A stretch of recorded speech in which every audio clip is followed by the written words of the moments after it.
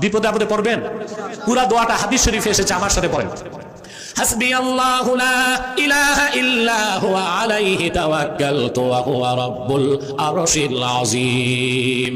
হাদিস সাক্ষ্য দেয়, আল্লাহর কোন মুমিন বান্দা যদি ফজরের পর 7 বার এই দোয়াটা পড়ে, মাগরিবের পর 7 বার পড়ে, আল্লাহর রহমতের চাদরে বান্দা লেমিনেটেড হয়ে যাবে। কোন বুলেট বোমা, নজর, জাদু, বান কোনো কিছুই তার শরীর স্পর্শ করতে পারবে না।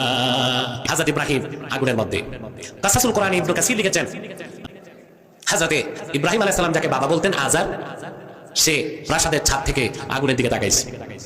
আজার তাকায় দেখলো বিশাল আগুনের কুণ্ডলীর ভিতরে সবুজ বাগান।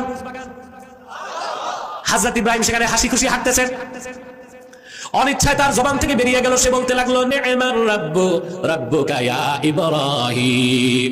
আর ইব্রাহিম, সত্যি আজকে তোমার রবের পরিচয় পেলাম, তোমার রব কতই না উত্তম রব। আমরা তোমার আগুনে দিলাম আর তিনি আগুনটা তোমার জন্য ফুলের বাগান বানায় দিলেন।